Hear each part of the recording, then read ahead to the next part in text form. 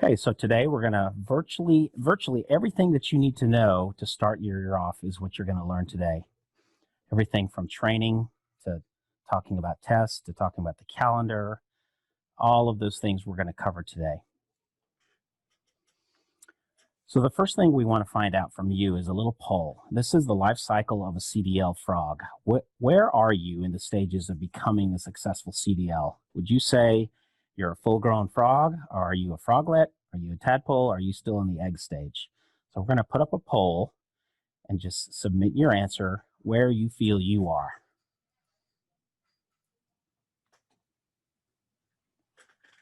And we'll put the results up there.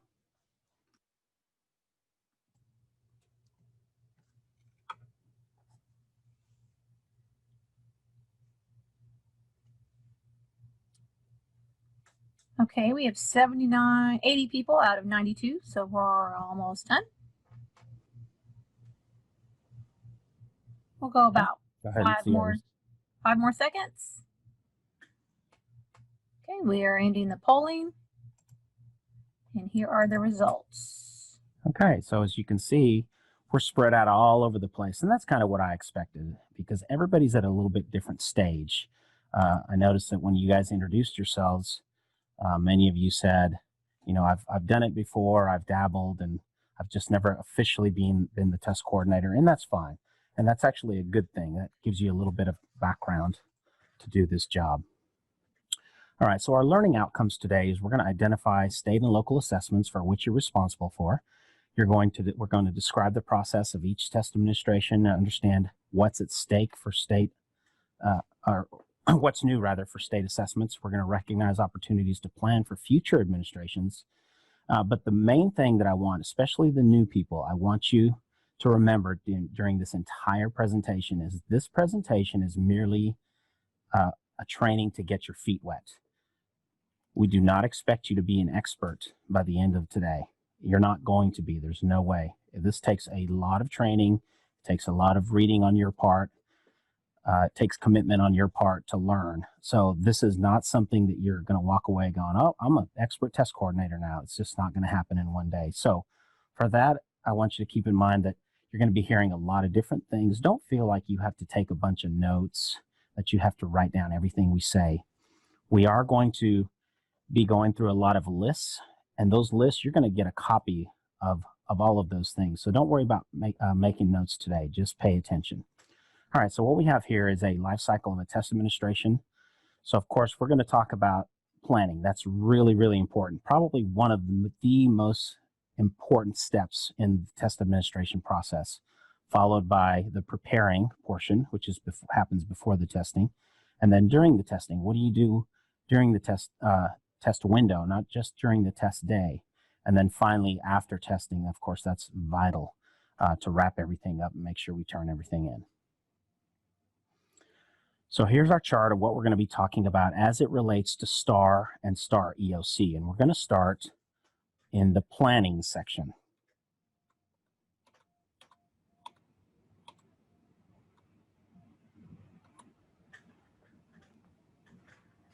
So again, you're going to have a handout that has all of this information on it, so don't feel like you have to take a bunch of notes.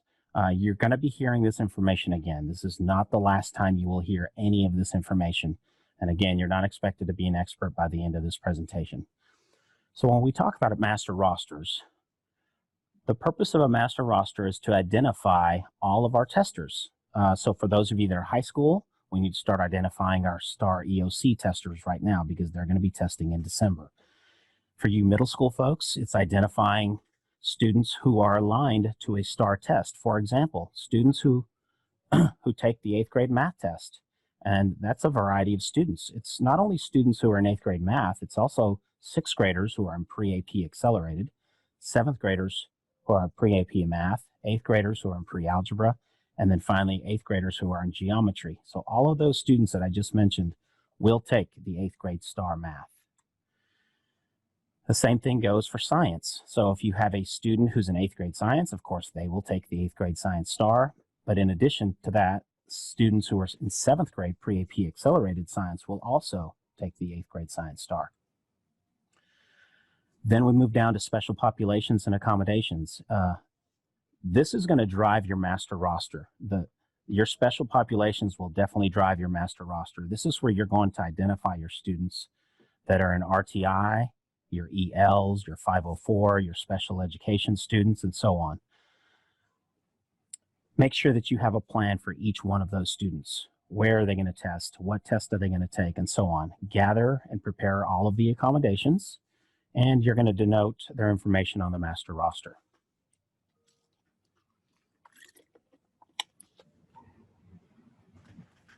You're going to develop a campus plan. So there's a lot of things to consider when we talk about a master plan. There's logistics, there's personnel, there's the master schedule, there's common assessment procedures. What are you going to do with your late arrivals? What are you going to do about your extra time rooms? What are you going to do if you have an absent teacher? How are you going to return your materials? What's your visitor policy going to be on STAR Day?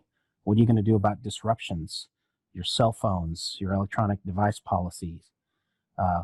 How are you going to notify students where they're testing? We need to keep that in mind because we don't want to violate any FERPA laws. How are you going to work your restroom and lunch procedures? How's your check-in and your checkout procedures going to work? And then finally, what about your relief administrators? How are you going to schedule them and how are you going to train them? You're going to discuss your plan with your principal or your administrative team. And of course, you're going to receive input from them and then discuss how to handle the situation best.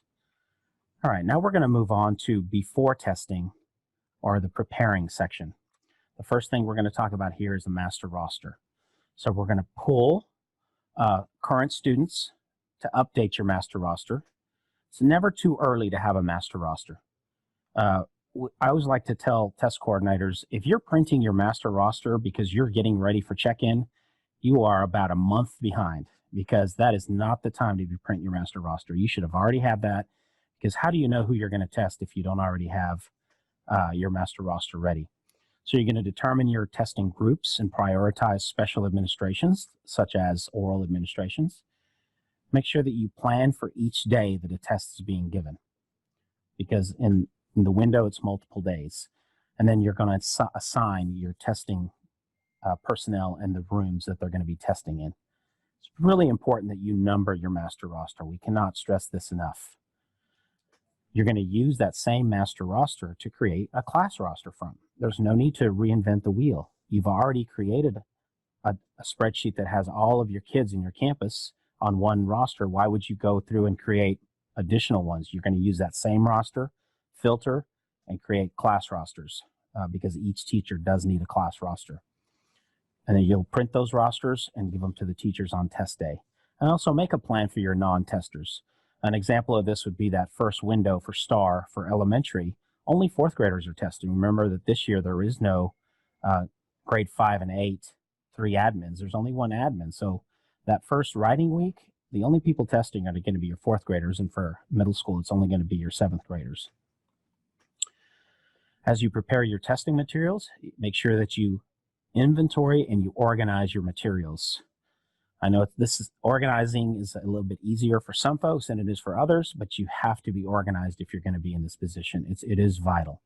You're going to prepare your paper materials. This includes your answer documents and your booklets. You're going to prepare your materials control form, and then also your testing bins or your buckets.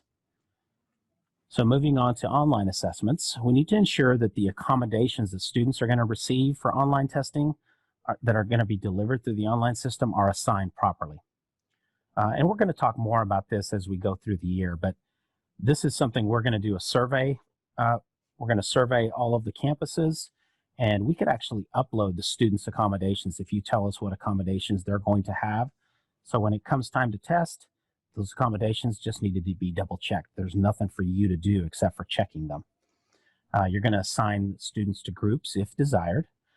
You're going to print their test tickets and their online test roster so teachers know who are in the classrooms. And then the really important part is you're going to prepare headphones as needed. I know that they're probably in short supply right now during the pandemic, but we need to make sure that we're up to speed on headphones with mics. Continuing with online assessments, you're going to determine availability of technology. So not just headphones, but also computers. At the secondary level, that shouldn't be an issue because you're one-to-one, but I know that sometimes you run into problems there as well. You're going to ensure that the STAR application is up to date and working properly, and we'll let you know which version is the most updated one. You need to determine your Wi-Fi accessibility. You need to ensure that students are registered for the online administration. So moving on to training and oaths, you're going to attend all of the required trainings as CDL.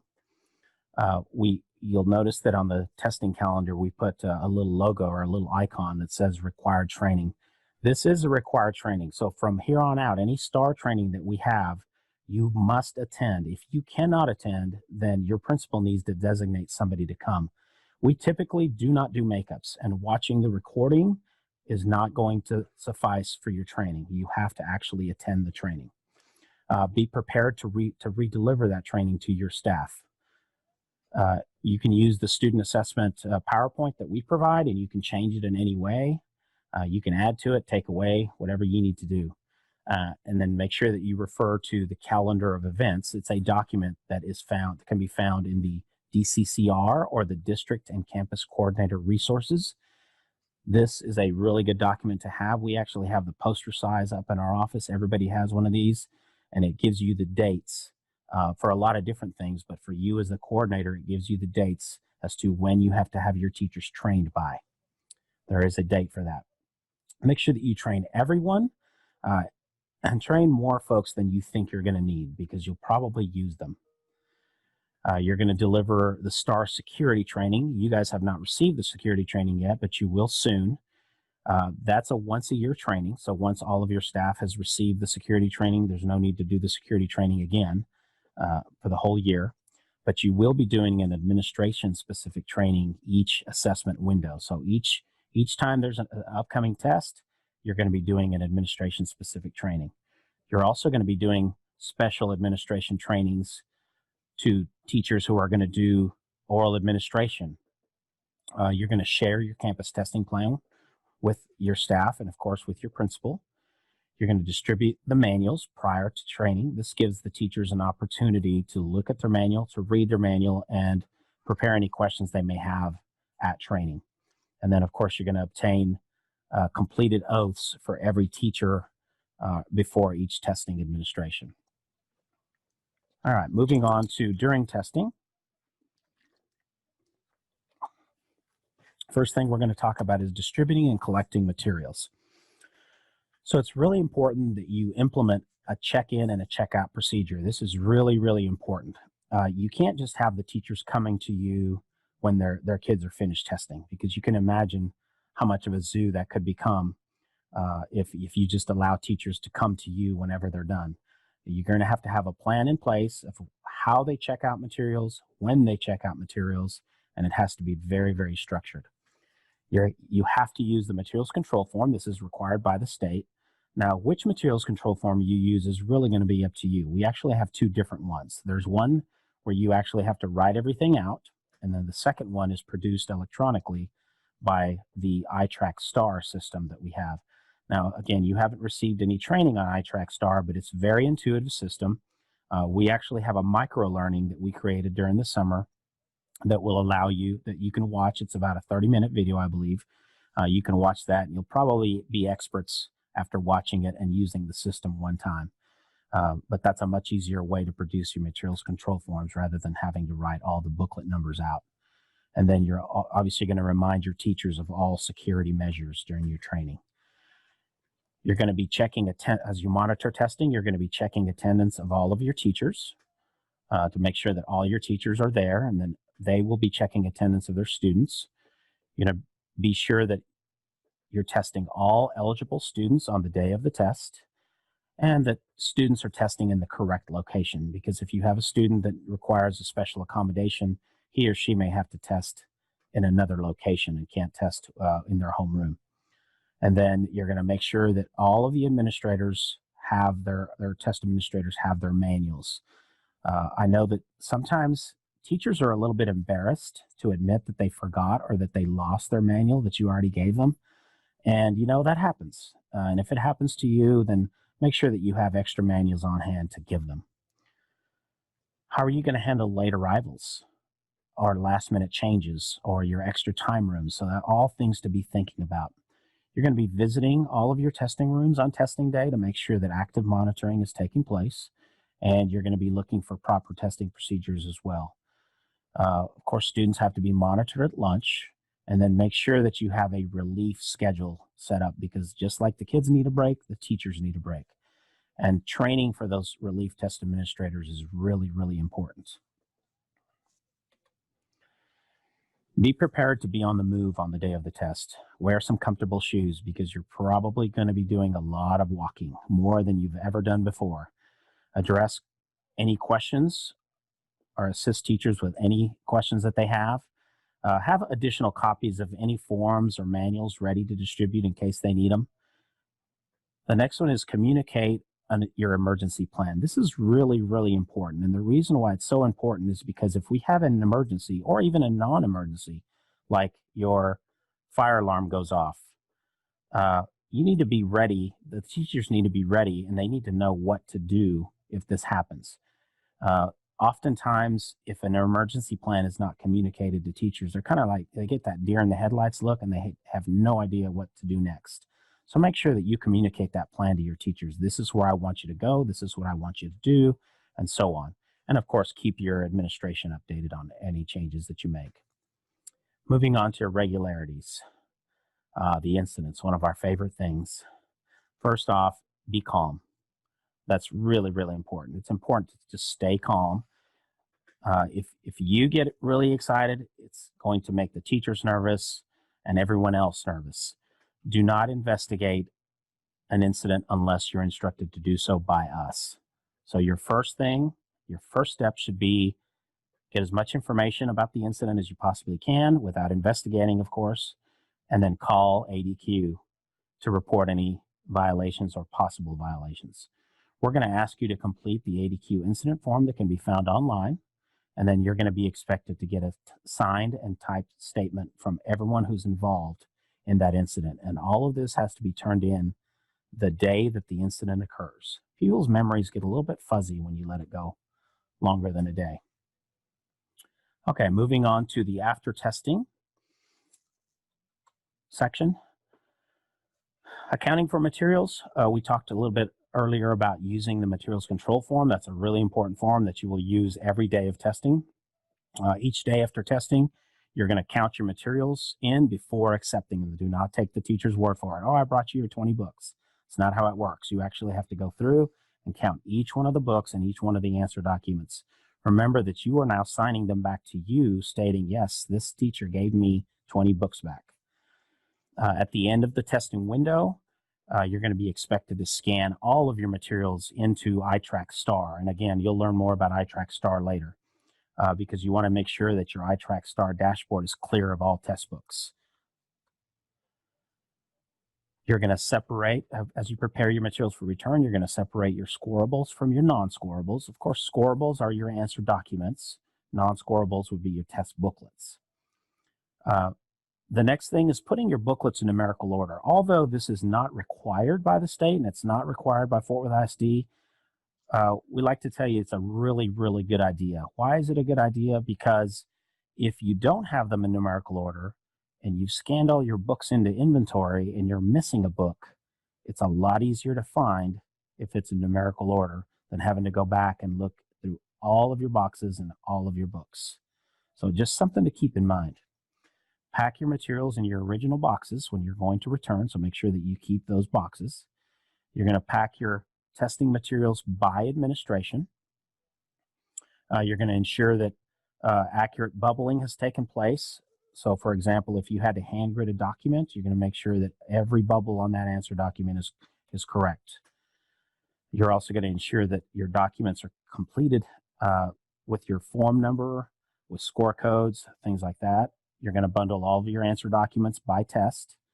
You're going to fill out your header sheets, and then you'll separate your voids and put those under a header sheet. And again, you're going to hear all of this again. This is just kind of to get your feet wet. So as you prepare your paperwork, by now you'll have created a master roster. You'll have your master roster numbered. You want to make sure that the number of documents that you're turning in equals the number on your master roster. Now, it's going to be a little different. It should be the number of answer documents plus the online testers that equals the number on your master roster. If it doesn't equal that, then we need to know why. Is it because this particular student was a star alt 2 tester, and in which case they wouldn't have an answer document? You would note that on your master roster. You're going to use a check-in form to make sure that all of your paperwork is there. You'll see that when it comes time to testing. It has little boxes that you can go down and check to make sure you have each one of those forms that we'll be asking for at check-in. And then, of course, you're going to make a copy of all of your paperwork before you come to check-in. So what makes a successful check-in?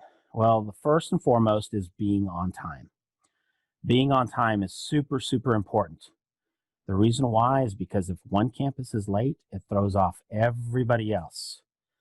So make sure that you're on time, and your time for check-in is what time you are expected to be at Metro. Remember we talked about earlier, you're going to have to scan your books in to inventory at the warehouse. Well, you can do that before you come to Metro, or you can do it after you've already checked in your documents at Metro. It's really up to you. We have no preference either way on that, but your time that's listed for check-in is what time you're expected to be at Metro to check in your answer documents. A good hint is to organize your paperwork in the same order that's on the checklist, because that's the order that our staff goes through. And then, as I mentioned earlier, you're going to bring your non-scorables to the warehouse. Those are your books. And then you're going to bring your scorables here to Metro. And then, of course, allow enough time at the warehouse. If you choose to go there first, make sure that you have enough time to scan all of your books prior to coming here.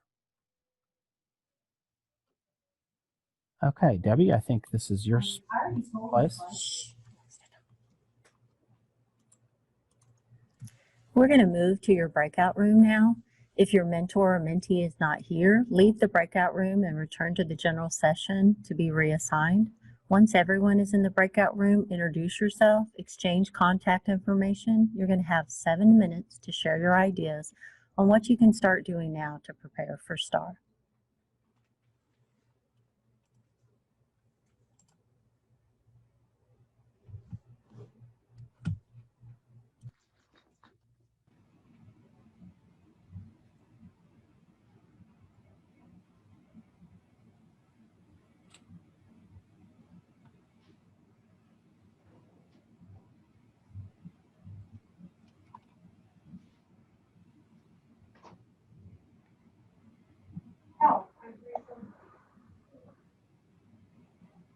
You should have a pop-up on your screen that has you join a breakout room, and you've been pre-assigned with your mentor and your mentee.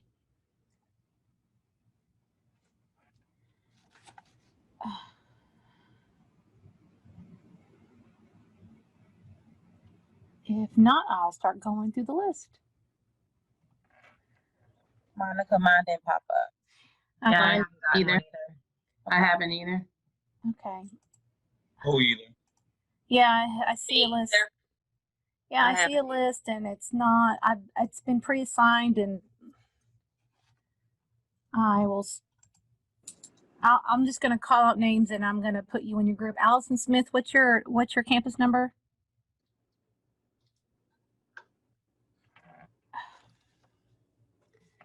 Hold on. Monica, Yes. let's go ahead and change it. I'm going to go ahead and change it on the fly since Okay. we're having some technical difficulties. Everybody knows who their mentor or mentee is. Okay. So why don't we have them meet offline? They can call each other Okay. on their own and exchange ideas on the telephone rather than spending more time Okay.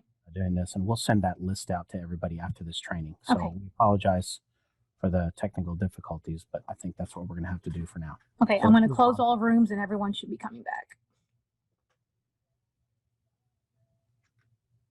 And they have 60 seconds, and they will be coming back to the big group. Monica, who's my mentor for 194 Daggett Montessori? Get the name. Hold on. And what's your campus number? 194 Oh. Daggett. Let's see. Allison Smith, she's at 220. Thank you. Mm-hmm. Okay, is everybody back in the room? Monica? I would have to check. Hey, Debbie, let's go ahead and move on.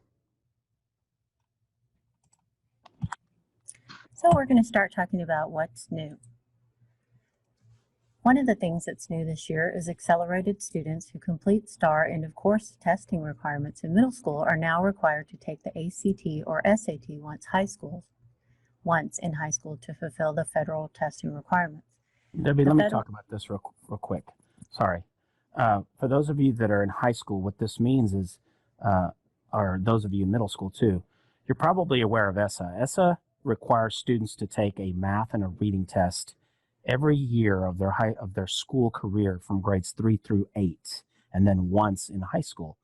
The problem we run into is when students take Algebra 1 in middle school, then they go to high school, they're finished with their math requirement for STAR. So it leaves them without a test to take. So it typically doesn't happen in English because most 8th graders who are advanced will take English 1, and then they'll have English 2 to take as freshmen. So it's not really an issue for English, but it is for math. So what this is the federal government is requiring students to have that last math test in high school, and the only way they can achieve that is by taking the ACT or SAT. So even if a student doesn't plan on going to college, doesn't plan on taking the SAT, it still has to be administered. So I just wanted to make sure that high school people understand that. And we already give it in our district, so we're covered there, but now it's required. Most of the requirements for SSI for students in 5th and 8th grade have been waived for the 2020-21 year.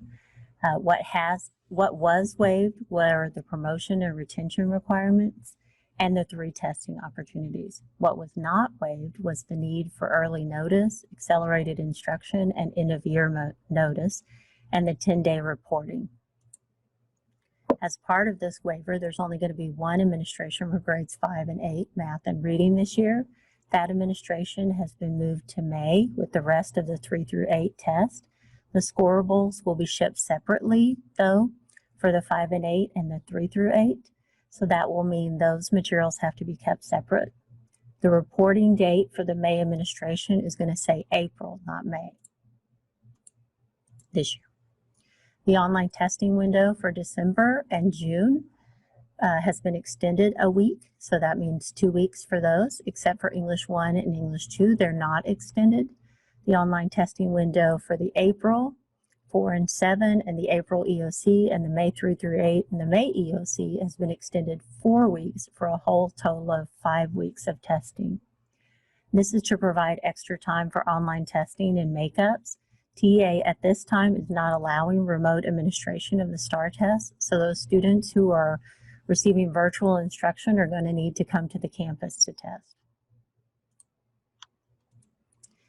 In the spring, shipments of the secure test materials are going to include materials from spring 2020 and spring 2021. We don't want to throw all those books we didn't use last year away, so they're going to recycle them.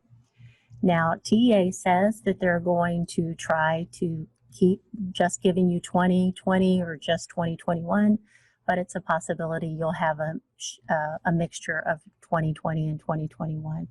They ensured us that the contents of both of those tests are the same, though.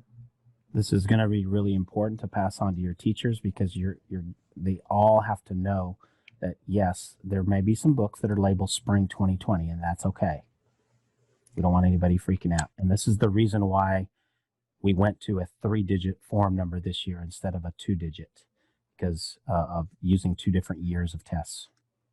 So beginning in December, you're going to have a 3-digit form number. In the past, we've only had a 2-digit form code number. That means you might have some booklets that have a 3-digit number and some that have a 2-digit. So that means that we're going to have really close monitoring by the test administrators to make sure the correct number is bubbled. In the extended online testing window, schools may now schedule tests on Monday. This does not apply to the first week of testing, but the subsequent weeks it does apply to. That means that the online tests that are administered in the second week can be administered on Monday, allowing for an extra day of testing. but it does not let you do it in the first week. When giving a STAR Makeup online administration, the online testing platform is now going to lock the student's responses at the end of the day. If a student gets sick during the day and has to complete on the second day, we usually allow them the amount of time they have remaining. And in the past, we've said, okay, you can't visit those items that you looked at the day before. But now the online system is actually going to lock those to prevent them from looking at them. If the student is taking the test on paper, you're still going to have to mark where they were and not let them go back to that. Speech to text is our new accommodation this year, and it's been added for online testing. It's actually part of the basic transcribing accommodation. So if a student qualifies for basic transcribing, they can use speech to text. Of course, it's only available for writing portions. That's the only thing you need speech to text for. The student will talk and the online test will type what they say, but the student will have to say their capitalizations and punctuations. What can you do now to prepare for STAR? Some of the things that we thought of are make a master roster now, as Ken talked about. Start getting all of that prepared, especially high school, because we've got a test coming up in December, and begin gathering information on SPED, 504 ELs, and RTI students, so you have those ready. Familiarize yourself with all the resources on the ADQ website.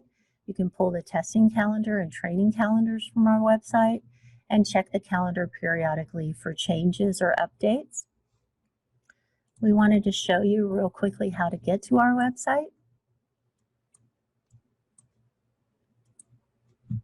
So to get to our website, this is the Fort Worth ISD page. You go to Departments, Accountability and Data Quality, Student Assessment,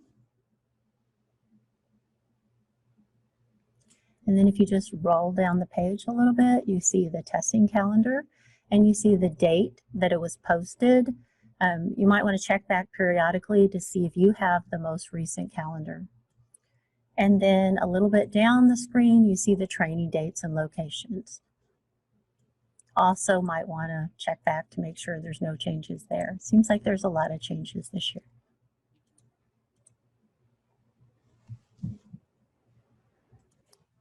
Okay, so now we're going to be talking about the STAR Alt 2 testing administration. You notice that across the screen there are the same planning before testing, with your preparing, during your testing, and then after testing for your wrap up. So the STAR Alt 2 test is an assessment given to the most severely cognitively disabled students in grades 3 through 12. It is administered individually in a window. It allows for a preview window of the test to prepare for the test administrators to prepare, and responses are transcribed into the Pearson Access Next system. This year there is a 2-week preview window, and the testing window has been extended to 6 weeks. Now, to find out who your STAR Alt 2 students are, what you need to do for right now, you need to find out who they are and then who will your test administrators be. Make sure that in high school, we have listed the high school course codes that those students need to be in order to take the test. And I will be sending out an email very soon to the high school to make sure for you to start checking on your students. And if you notice, the course code at the end, it has a 7.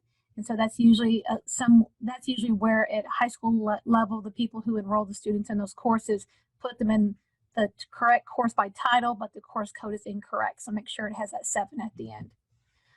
Make sure your raters are aware of expectations and training dates, and please consult with your diagnostician or LSSP about the needed paperwork. And there is a link for the paperwork on the here, and we will also put that in the chat. Next. Okay. So Turn on my mic so you can hear me. Benchmarks. They're a practice run for the STAR test, so all of those things that Ken went over earlier are going to apply to benchmarks. You want to try to conduct it as close to STAR as possible, because this is your opportunity to try out all of those plans and things you went through for STAR. All of your benchmarks this year are going to be available in print and online. We have put them in online for you. Consider using the online option. There's no pre-codes, no scanning, and you'll get scores back immediately. Oral administration is available online for both English and Spanish. The students can choose whether they want it read in English or Spanish, but you've got to enable the online oral administration in Eduphoria to make that work. This year, another new feature for the online system is that students can immediately get their score back and what they got wrong. I personally think that students care more about their score immediately, and so this gives them the opportunity to know right away how they did. Scan answer documents on the same day of testing if possible, if you're not going to use online. And this year, all of your scans are due 1 day after the window closes. This is a change from the previous 2 days after the window closes. So we want you to get them scanned as soon as possible. What can you do now to prepare? You can start formulating your testing plan and start identifying those special populations and accommodations. And for high school, you want to start making sure you know who your retesters are, because they're also going to take the benchmark. Okay, so I get to talk about everybody's favorite administration, and that's TELPAS. Again, a lot of the same things that you're doing for STAR will be applicable to TELPAS as well, with a few different things. For those of you who haven't had the fortunate experience to to give TELPAS or be a part of TELPAS, it is an assessment for our current EL students, including our parent denials. Students are assessed in 4 domains: writing, reading, listening, and speaking. Our K1 students are assessed holistically for all the domains, and our 212 students are assessed holistically for writing, and then they'll take an online assessment for reading, and then a combined listening and speaking test. For state testing, I can't remember if Ken or Debbie mentioned it before, but we have 2 online systems for state testing. One is ETS, and that's the system that you'll be working with STAR in. And we also use Pearson Access Next, which is where we will use those for TELPAS and for STAR Alt. So for TELPAS and STAR Alt, we'll utilize the Pearson system. And in TELPAS, we'll have to go in there and make sessions, testing sessions, and get it all set up in that system to use. So again, TELPAS is for our current EL students. That includes your parent denials that aren't receiving services. So what's new with TELPAS? Just a few things here. The K1 holistic and 2 through 12 listening and speaking and writing will be assessed in a 6-week window now, and the 2 through 12 online reading will now have a 7-week testing window. So for the online assessments, TELPAS listening and speaking will be February 22nd through April 2nd, and then you can see that TELPAS reading will be extended 1 more week through April the 9th. I know with my experience, and some of you that are more experienced with TELPAS know that sometimes the listening and speaking takes a little bit longer than reading.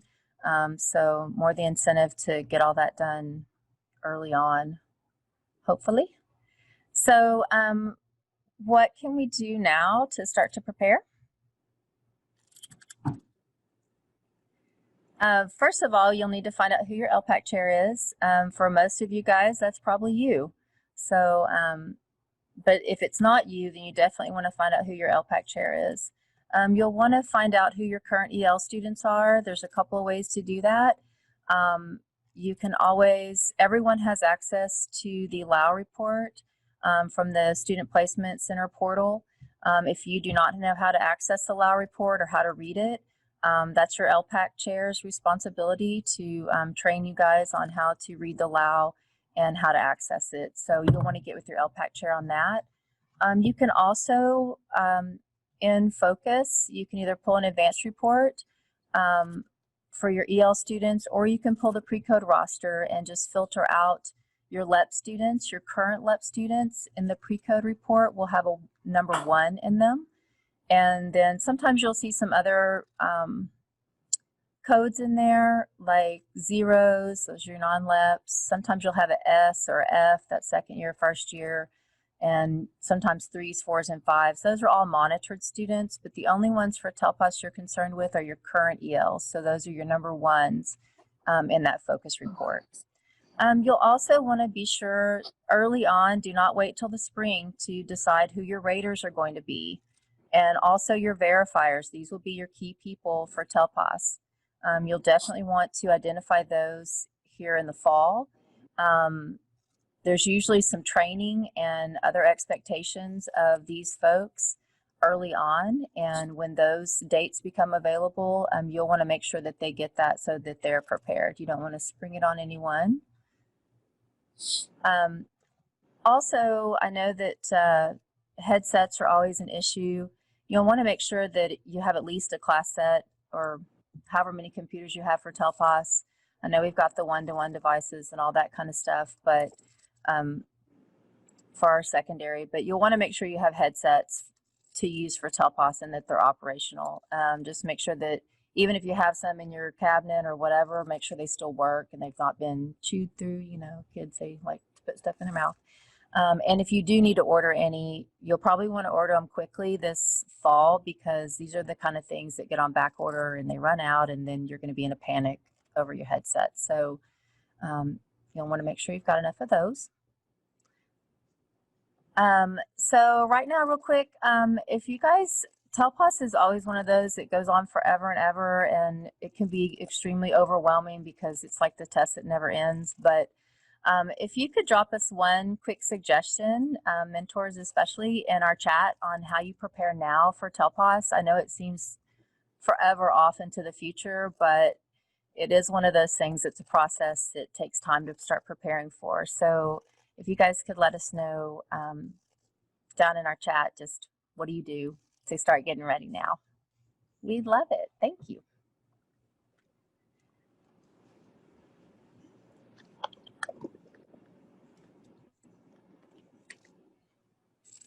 Oh, I love Katie Reed. Yeah, you need to inform your teachers of the dates, set calendar reminders. Verifying your printout is a big deal from SPC, especially right now with all the registration going on and stuff like that. You'll definitely want to make sure, get with your LPAC and make sure that the printout is correct. Developing a system for collecting your writing, that is always a hoo-ha, especially at secondary. I know elementary people, you know, we like to take care of our own stuff, but secondary is a different ball game. So it can be challenging getting writing samples from all those people. So good system.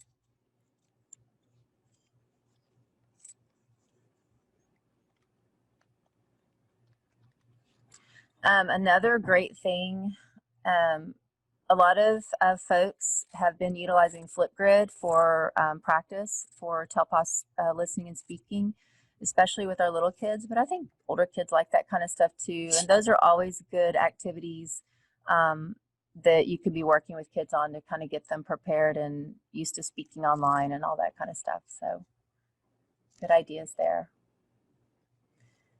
Oh yes, and going through the online tutorials and stuff several times before you test. Those are always things they can do in the fall. And all electronic, so even better, right? All right, so we're gonna move on. Thank you guys for posting all that stuff. Super helpful. TELPAS Alt is the alternate assessment for TELPAS, and this one is a holistic inventory. It is not something you're gonna collect from the kids. It's a actual inventory that the teacher will take. It's given to our current EL students in grades 3 through 12 who are scheduled to take STAR Alt 2, or grade 2 students who will take STAR Alt 2 in the 3rd grade. So this is a very small number of students for you guys. I think last year we registered about 117 students throughout the district for this assessment. So again, a really small population of kiddos here. The ratings that you get for TELPAS Alt will be transcribed into the Pearson Access Next system, very similarly to the way we do STAR Alt. So again, it's just an inventory where the teacher just observes, and they're called observable behaviors, and they will just be observing the students. So you'll want to make sure you identify those kiddos too. There's some paperwork that's needed. So, I'm sorry, Deb, you can go ahead. So what's new with TELPAS Alt?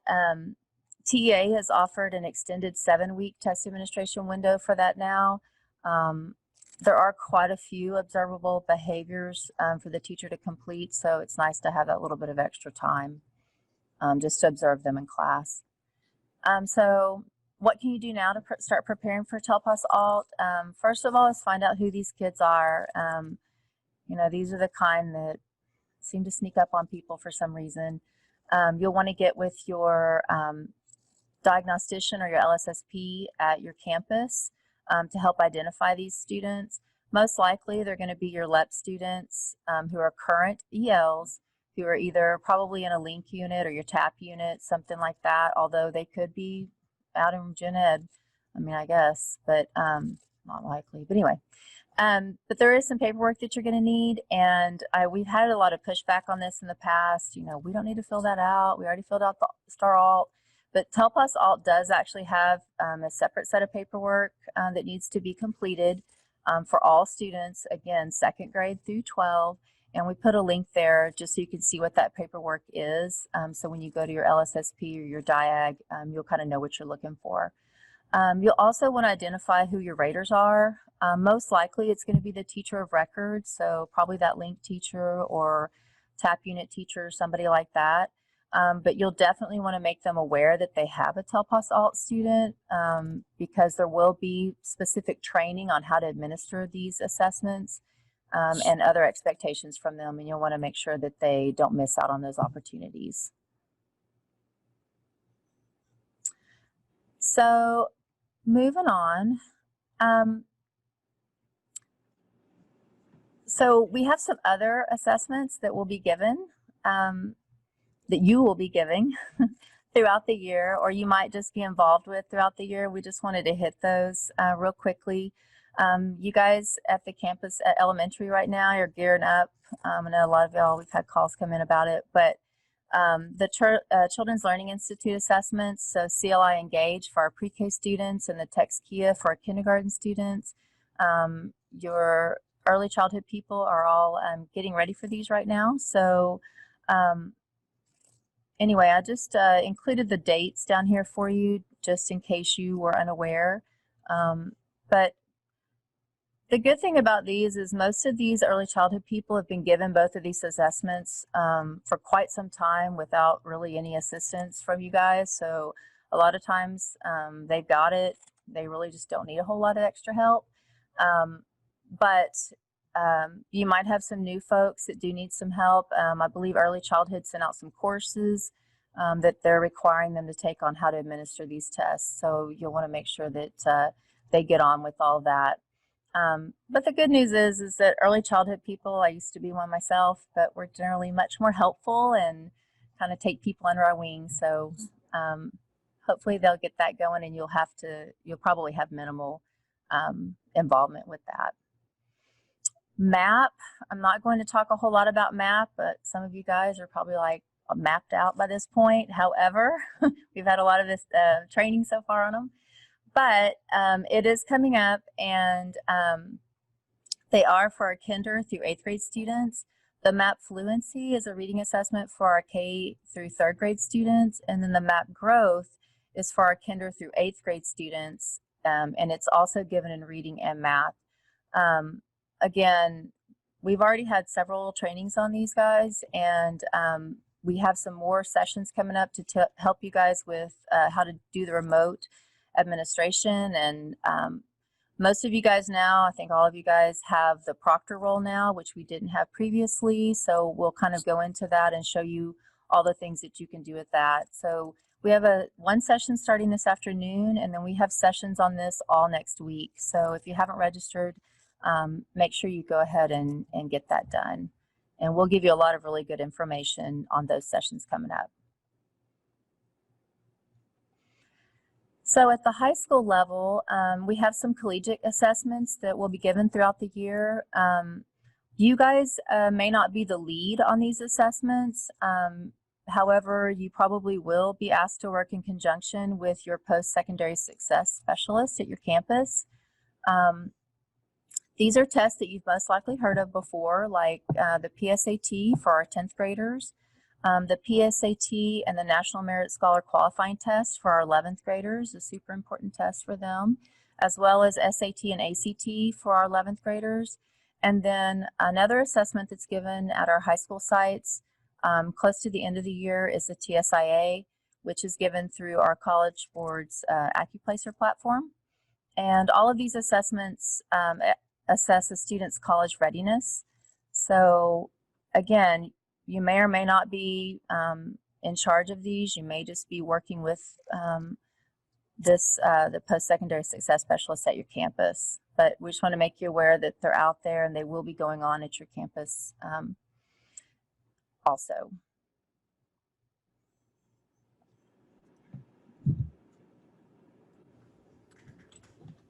Monica, is this a separate link to go to breakout rooms? No, sir, it's the same one. Okay, so we may have to skip this. And again, mentors and mentees, you guys can meet offline, you know, whether it's today or another day. It's up to you guys.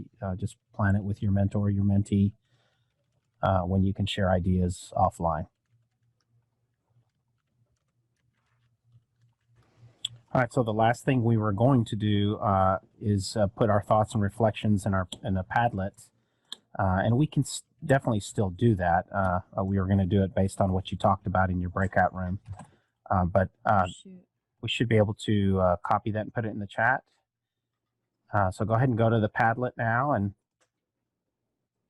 give us some takeaways. What were some good ideas that you heard today? Whether it was in the chat or it was from us, what will you start working on right away?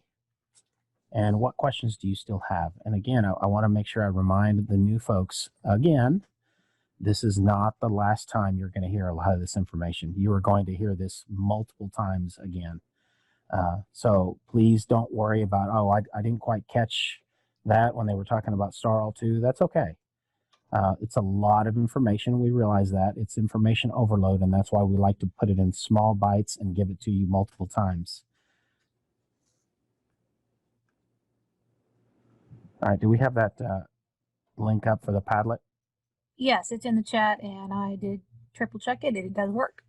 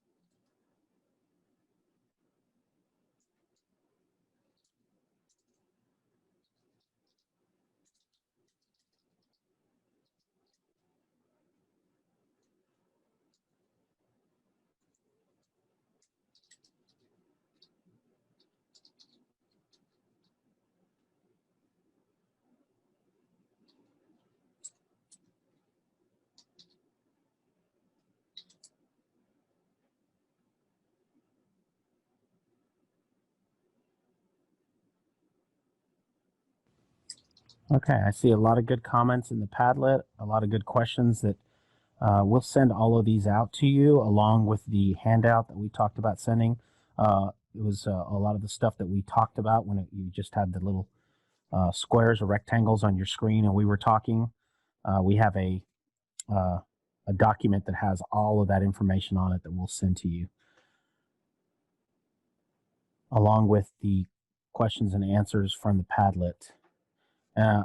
Before we end our meeting, I definitely want to thank our mentors for participating in our mentor and mentee program. It's really, really important. We've been doing this for about 4 to 5 years now, and it's worked really, really well. So we do really appreciate you. In case we don't tell you enough, those of you that are mentors, I know some of you, when we used to do face-to-face training, would even come to the new coordinator academy and speak. And I know that the test coordinator sitting in the audience really, really appreciated that. So again, a million thank yous. If we were going to pay you, but Debbie didn't want to give up part of her paycheck. So I apologize for that you're not going to get any money for it. Well, I thought Ken made more than I did, so I thought He he hasn't should. seen my paycheck, so. Okay, let's see. What's I just- within this? I'm sorry. Go Go ahead. I just wanted to say real quick that even though we've assigned you guys like mentors and all that, that we're all still here for you guys at ADQ. Anything you need, feel free, please, to contact any of us. That's what we're here for, is to help you and make this the best experience possible. But the really great thing about your mentor is seriously going to be that they're doing the exact same thing on a campus that you are.